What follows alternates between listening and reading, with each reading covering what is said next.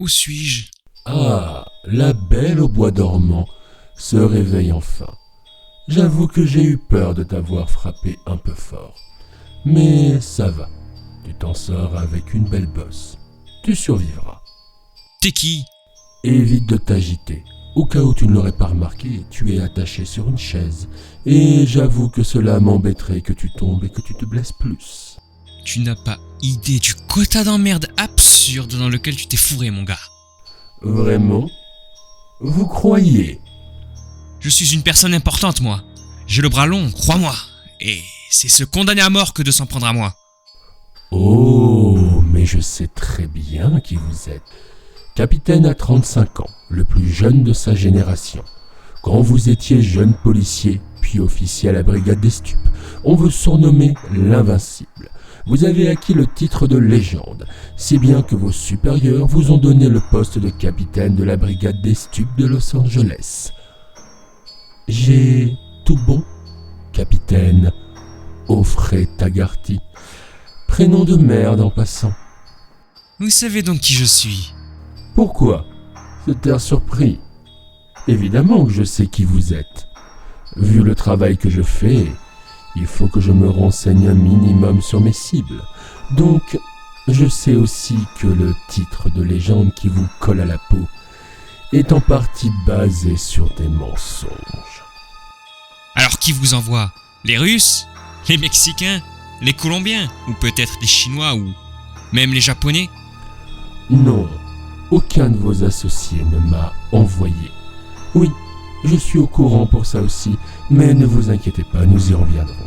Non, je suis du genre freelance.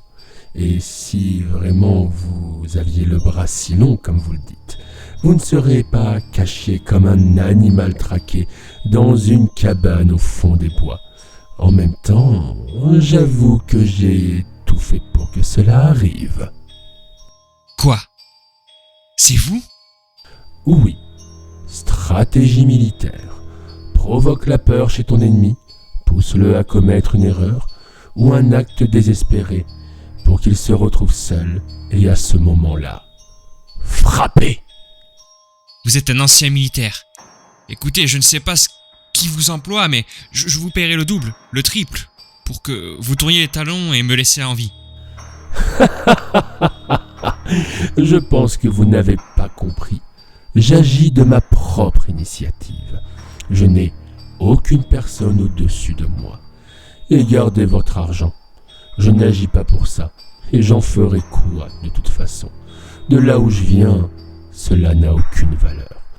Non, moi j'agis par justice. Justice ? Mais qui êtes-vous à la fin ? Sortez de l'ombre, soyez courageux et montrez-vous. Soyez patient. Vous verrez bientôt mon visage. Mais avant ça, une petite histoire vous plairait-il ? Une histoire ? Vous croyez vraiment que j'ai envie de vous écouter déblatérer toutes vos putains de conneries ? De toute façon, vous n'avez pas le choix vu votre situation actuelle. Donc, écoutez et taisez-vous. Ça me gênerait de vous faire mal plus tôt que prévu. Bon, commençons. Il était une fois. Très important quand on raconte une histoire. Donc, reprenons. Il était une fois un soldat qui a servi sous les drapeaux. Il a fait l'Afghanistan, l'Irak et même formé des rebelles kurdes. C'était un homme bien.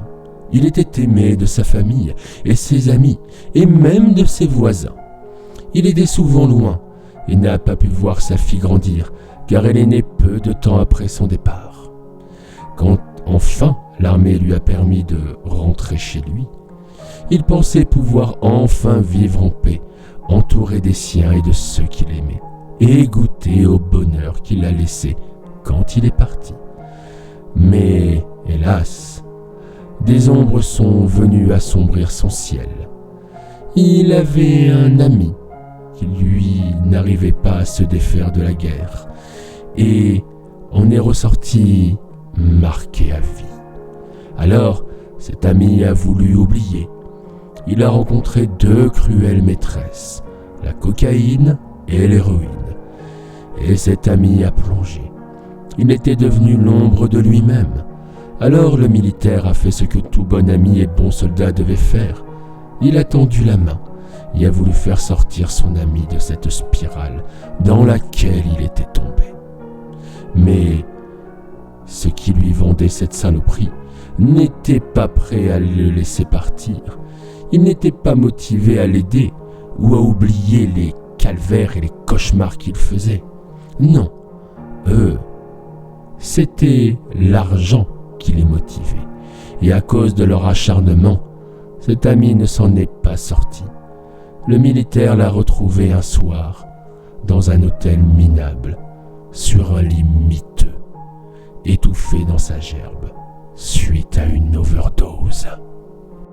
Et alors, c'est ça ton histoire? Me raconter la mort d'un pauvre toxico de merde, c'est pour ça que tu m'as attaqué? Je vous avais dit de la fermer. Maintenant, je vais continuer mon histoire. Alors, le militaire a fait ce qu'il pensait normal. Il a prévenu la police et leur a donné tous les renseignements qu'il pouvait. Et en moins de temps qu'il faut pour le dire, les dealers ont été arrêtés. Le militaire pensait qu'il avait rendu justice à son ami et qu'enfin son âme pourrait reposer en paix. Mais 2 jours à peine après leur arrestation, ils ont été libérés. Comment cela était-il possible? Ils auraient dû moisir en prison. Mais non, ils étaient là et vendaient toujours leur immonde poison aux gens. Les jours, les semaines et les mois passèrent, et le militaire n'arrivait pas à oublier l'image de son ami dans cette chambre d'hôtel misérable. Et petit à petit, quelque chose a commencé à germer dans son esprit. Et s'ils étaient protégés par des policiers? Alors il a commencé à enquêter de son côté. Et il avait vu juste. Par la suite, il a fait ce qu'il pensait bien. Il a prévenu le juge et le FBI, et il était prêt à témoigner pour faire tomber toute cette bande de pourriture. Malheureusement, il ne savait pas à quel point la corruption avait touché des personnes influentes. Et alors qu'il se pensait en sécurité, il a été trahi. Les policiers ripoux et leur chef l'ont retrouvé et l'ont tué, ainsi que sa femme et sa fille. Quelle histoire triste. Franchement, vous avez raté votre vocation, mon gars. Vous auriez dû être écrivain. Ah, le sarcasme. Je me doutais que cette histoire ne vous aurait pas touché. Pourtant, vous avez tort, car vous êtes un des acteurs principaux de mon récit. Que racontez-vous? Mais comme je suis bête, j'avais oublié de vous dire que cette histoire était vraie. Bien, je vais vous demander de faire un travail de mémoire et de vous projeter 2 ans en arrière. Oui, je sais. Pour une personne qui a vos capacités cognitives et une belle bosse sur la tête, je demande certainement beaucoup, mais vous verrez que le résultat sera payant. Donc, on y va. Il y a 2 ans, dans un petit coin tranquille de banlieue, tes collègues, au nombre de 6, sont entrés par effraction. Ensuite, vous avez attendu que le militaire descende et vous l'avez passé à tabac. Ensuite, vous avez cherché sa femme et sa fille. 2 de vos collègues ont violé sa femme, sous ses yeux, et l'ont abattue. Après, vous avez abattu sa fille d'une balle dans la tête. Quand enfin vous avez fini de briser psychiquement le militaire, vous l'avez abattu et vous l'avez enterré dans une forêt avec les membres de sa famille. Comment peux-tu savoir ça? À moins que... C'est bon? Tu as enfin compris? Mais c'est impossible, voyons. Tu es mort, on t'a tous tiré dessus et on a enterré... Enfin, il est impossible que t'aies pu t'en sortir. Oh, je te rassure tout de suite. Vous avez fait mouche ce jour-là. D'ailleurs, je vais t'en apporter la preuve. Oh mon Dieu. Oh mon Dieu. Ne détourne pas les yeux. Regarde-moi. J'ai dit, regarde-moi. Vois ce que je suis devenu. Comment t'as fait pour revenir? Comment? Sais-tu ce qui arrive aux personnes qui sont tuées et enterrées dans une terre non consacrée et sans les derniers sacrements? Le sais-tu? Non. Je vais te donner un petit indice, allez. C'est là où tu iras pour tous tes méfaits, une fois que ta vie sera terminée. Toujours rien? Eh bien, c'est en enfer que l'on finit. Là où ma femme et ma fille se trouvent, alors qu'elles auraient dû être ailleurs. Moi, je suis un soldat. Je savais qu'à la fin de ma vie, je devrais répondre de mes actes pour ce que j'avais fait quand je servais sous le drapeau. Vous avez pris la vie de ma fille alors qu'elle était innocente et avait tant de choses encore à vivre. Vous m'avez forcé à regarder ma femme se faire violer et comme ça ne suffisait pas, vous les avez condamnés aux flammes de l'enfer. Mais il s'est passé une chose incroyable. Le diable a apparemment été touché par mon histoire et par le sort de ma famille. Et il m'a fait une offre. Je pouvais retourner sur terre et exercer ma vengeance sur ceux qui étaient responsables de ma mort pour me faire justice. De plus, si je réussissais avant que ne s'écoule l'année, alors il laisserait ma femme et ma fille quitter les enfers et rejoindre le paradis. Autant te dire que j'étais très motivé. En échange, il m'a demandé juste une chose. Et quoi? Oh, 3 fois rien. Une babiole. Prendre un objet qui a de la valeur pour mes victimes. Tu as le même regard que moi quand il m'a demandé ça. Que veux-tu que je te dise? Apparemment, le diable aime les souvenirs. D'ailleurs, en parlant de souvenirs, as-tu envie de voir ma magnifique collection? Regarde ceci. La médaille de 2 ans de sevrage des alcooliques anonymes de ton pote Brian. Personnellement, je trouve ça plutôt ironique, venant d'une personne qui acceptait de voir mourir des gens d'overdose. Et tu reconnais ce collier? C'est celui de ton pote Wyatt. Tu aurais dû voir sa tête quand il m'a vu foncer sur lui alors qu'il avait vidé son chargeur sur moi. Ton pote Louis, lui, était un peu plus imaginatif que Wyatt. Il m'a tiré dans la tête, pensant certainement que j'étais un zombie. Mais ça non plus, ce n'était pas la bonne solution. Je lui ai pris le tatouage qu'il avait sur le dos.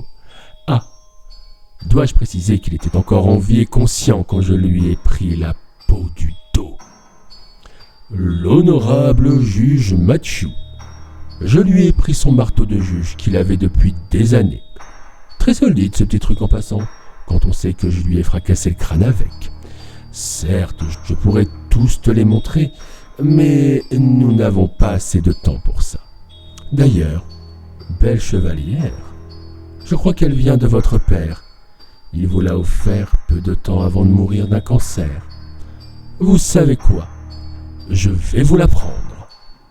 Vous faites quoi avec ces cisailles? Non, non, non, non, non. Arrêtez de vous débattre. Ça me gênerait de devoir vous couper la main plutôt que le doigt. Ah!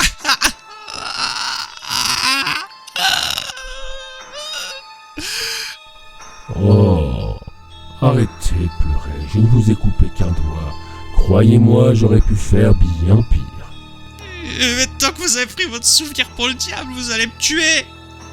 Non, pas tout de suite.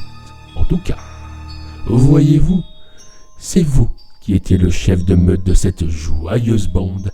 J'ai pris donc la décision de non seulement vous tuer, mais aussi de vous briser. D'ailleurs, nous sommes en retard. En retard pourquoi? Mais pour les infos du soir, pardi. Et je vais vous spoiler un petit peu. Vous êtes la vedette. Regardez bien et taisez-vous. Nous sommes en direct devant la maison du capitaine Tagerty Offray, surnommé l'Invincible par ses collègues. En ce moment, le FBI vient de finir de perquisitionner son domicile suite à un appel anonyme et ce qu'ils ont trouvé est à couper le souffle. En effet, bien caché se trouvent 250 000 $ en espèces, mais aussi un carnet avec des noms et des sommes marquées sur le côté. Parmi eux se trouve le nom de certains grands criminels bien connus du service de police, mais aussi le nom de certains de ses collègues qui ont été retrouvés morts de façon violente. Ces derniers jours, en ce moment, le capitaine Tagerty demeure introuvable, mais le responsable du FBI en charge de l'enquête nous a dit que ce n'est qu'une question de temps avant qu'il ne le trouve. Voilà, c'est terminé. Tu as perdu ton honneur, ta crédibilité Tes anciens associés vont mettre un contrat sur ta tête pour éviter que tu les balances, et tes anciens collègues ne te verront que comme un ripou qui se vendait au plus offrant. Tu n'as plus rien désormais. Et même ta vie va t'être arrachée. Tu m'as tout pris. Et même si je m'en sors par miracle, tu m'as collé une cible dans le dos. Je serai toujours un animal traqué, alors dis-moi, toi qui es revenu des enfers, quelle satisfaction peux-tu avoir de tuer un homme qui n'a plus rien? Te tuer? Non. Ça va pas me faire planer. Par contre, tout ce qui va précéder ta mort, là je me condole déjà. Tu vas pouvoir crier maintenant. On se retrouvera en enfer. Voici les dernières nouvelles concernant l'affaire Tagerty. En effet, le capitaine a été retrouvé dans une cabane qu'il avait achetée récemment. Les enquêteurs ont pu le retrouver grâce au mouvement d'Arlon sur son cou. Hélas, trop tard, car il a été tué après avoir été torturé sauvagement. Malgré tout, grâce à la perquisition faite à son domicile, les enquêteurs ont de quoi inculper de nombreuses personnes et les mettre en prison pour un beau moment. La ville peut souffler, et bien que personne ne connaisse l'identité de la personne qui a permis ce coup de filet, je suis convaincu que toute la ville de Los Angeles le remercie.